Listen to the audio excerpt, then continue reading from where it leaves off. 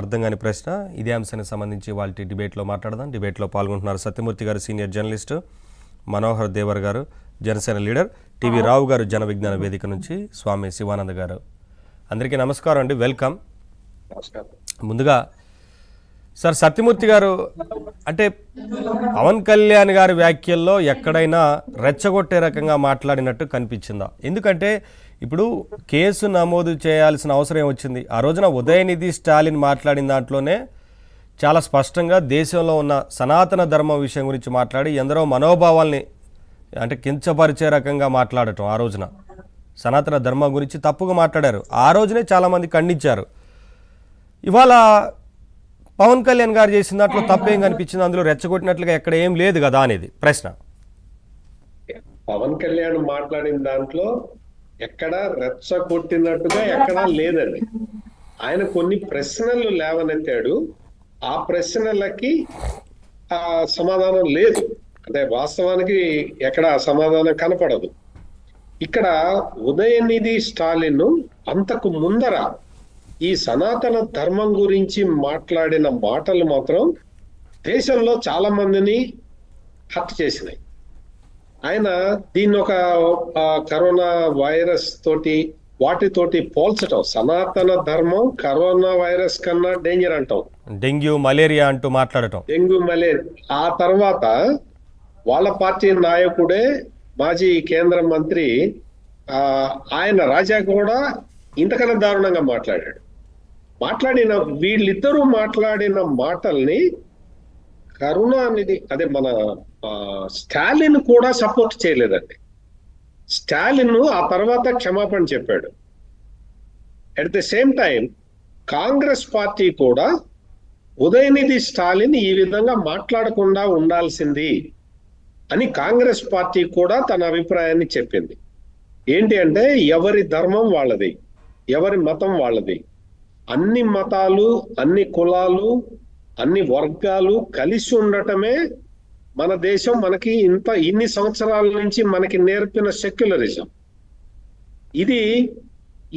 కానీ దీని మీద ఇందులో ఏంటి అంటే ప్రతి మతంలో కూడా ఆస్తికులు ఉన్నారు, నాస్తికులు ఉన్నారు. ప్రతి మతంలో నాస్తికులు ఉన్నారు. ప్రతి మతంలో నాస్తికులు పైకి కనపడరు, వేరే మతాల్లో నాస్తికులు పైకి కనపడరు. కానీ దురదృష్టం ఏంటంటే హిందూ మతంలో నాస్తికులు తమని తాము అభ్యుదయవాదులుగా చెప్పుకుంటూ ఉంటారు. అది ఇక్కడ పవన్ కళ్యాణ్ మాటల్లో నాకు అర్థమైన భావన అది. అంటే ఎవరి మతాన్ని వాళ్ళు సమర్థించుకుంటారు, ప్రొటెక్ట్ చేసుకుంటారు. హిందూ మతానికి సంబంధించి ప్రొటెక్ట్ చేసే యంత్రాంగం లేదు అనేది వాస్తవం అండి. ఇది అంటే హిందూ మతాన్ని తిట్టడం లేదా విమర్శించటం అనేది ఒక ఫ్యాషన్ గా మారిపోయిన రోజులు ఇవి. ఉదయనిధి స్టాలిన్ గాని, వాళ్ళ నాన్న స్టాలిన్ గాని, వాళ్ళ తాత కరుణానిధి గాని, వీళ్ళందరూ ఏంటి అంటే ఒక రకంగా హిందూ మతానికి వ్యతిరేకంగా లేదు, కుల వ్యవస్థకి వ్యతిరేకంగా వాళ్ళు పనిచేసే మనుషులు. ప్రధానంగా అగ్ర కులానికి సంబంధించిన బ్రాహ్మణ వర్గానికి వ్యతిరేకంగా మాట్లాడటం వాళ్ళకి అలవాటు, వాళ్ళ పార్టీ సిద్ధాంతం కూడా. అందులో ఎవరు కూడా వాళ్ళు ఒకసారి గెలుస్తున్నారు, ఒకసారి ఓడిపోతున్నారు. ఏది ఏమైనా కానీ వాళ్ళ ఆలోచన విధానం అది. దాన్ని ఎవరు తప్పుపట్టాల్సిన అవసరం కూడా లేదు.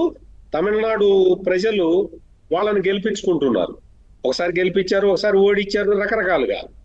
అంటే ఇక్కడ మనం ఆలోచించాల్సింది ఏంటి అంటే సనాతన ధర్మం అన్న పదము ఎవరి నోట్లో నుంచైనా వస్తే అదొక తప్పుడు మాటలాగా ప్రచారం చేస్తున్నారండి. అదే ఇక్కడ బాధ కలిగించే అంశం. సనాతన ధర్మం అనేది అది జీవన విధానానికి సంబంధించిన పదం. ఆ జీవన విధానం కాలానుగుణంగా మార్పు చెందుతూ ఉంటుంది. ఈ రోజున సనాతన ధర్మం గురించి ఎవరు ఆందోళన పడాల్సిన అంశం కాదది. అది జీవన విధానంలో ఒక భాగంగా రకరకాల మార్పులు చెంది ఉన్నది ఈ సమాజం. ఇప్పుడు వాస్తవంగా ఒక్క మాటలో చెప్పాలంటే కుల వ్యవస్థని పెంచి పోషిస్తున్నది రాజకీయ వ్యవస్థే తప్ప వేరే వాళ్ళు కాదు. అవును. మీకు ఎందులో చూసినా కానీ కుల వివక్ష అనేది దాదాపుగా తగ్గిపోయింది. వేరే ఎక్కడా లేదు. కుల వ్యవస్థ కనపడుతున్నది ఎక్కడంటే రాజకీయ వ్యవస్థలోనే కుల వ్యవస్థ కనపడుతూ ఉన్నది. అంటే రాజకీయ నాయకులే ప్రత్యక్షంగా గాని పరోక్షంగా గాని కులాన్ని ప్రోత్సహిస్తున్నారు. సనాతన ధర్మంలో చెప్పింది ఏంటి? ఇప్పుడు సనాతన ధర్మంలో మన జీవనంలో ఇప్పటికే చాలా మార్పులు వచ్చినాయి, రకరకాల మార్పులు వచ్చినాయి. ఈ రోజున హిందువులందరూ కూడా పంచె కట్టుకొని పిలక పెట్టుకొని ఉండాల్సిన అవసరం లేదు. ఎవరు కూడా దేవుణ్ణి నమ్మేవాడు నమ్ముతున్నాడు, నమ్మనివాడు నమ్మట్లేదు. మొత్తం బాబాల దగ్గరికి వెళ్ళేవాడు వెళ్తున్నాడు, వెళ్ళని వాడు వెళ్ళట్లేదు. వాటిని ఖండిస్తూ ఉన్నాడు. ఎవరు ఆందోళన చెందాల్సిన అవసరం లేదు. కానీ సనాతన ధర్మం అన్న పదము ఎవరైనా ఉచ్చరిస్తే అదేదో నిషిద్ధ పదంలాగా, అదొక నిషిద్ధమైన ఒక దీనిలాగా, సిద్ధాంతంలాగా దాని మీద అటాక్ చేయటం అనేది మాత్రం చాలా స్పష్టంగా కనపడుతున్నది సమాజంలో.